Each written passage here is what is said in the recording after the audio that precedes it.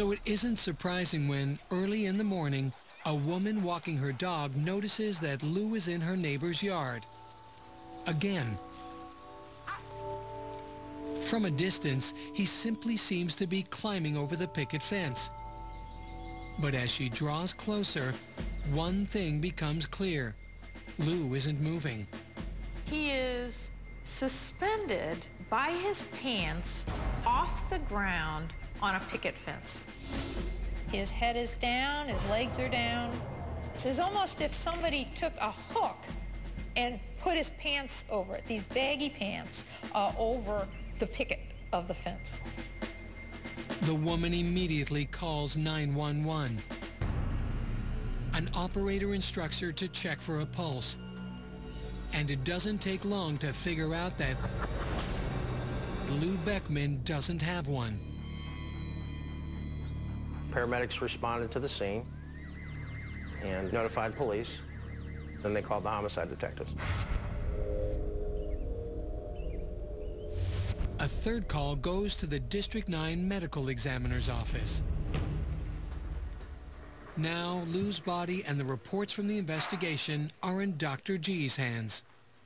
It's a really odd case on a lot of different levels. Obviously, he's in a bizarre position. How'd he get there? Why'd he get there? Although police aren't sure how he died, they do have a theory about how Lou ended up hooked on the fence. It was a very hot night, so he was obviously, he had been intoxicated earlier in the evening. And we think he leaned against the fence, and he was so intoxicated that he passed out, lost consciousness at some point. But after carefully examining photographs from the scene, Dr. G isn't so sure.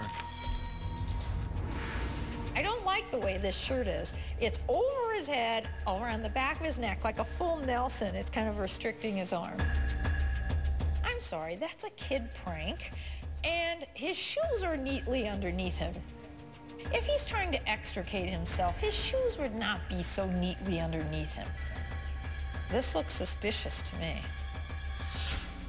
My instinct is that he was placed on the fence. I think there's some foul play involved. Could Lou have been the victim of a fatal assault? Or was it simply the result of an accident, as police suspect? Dr. G knows there's only one way to find out.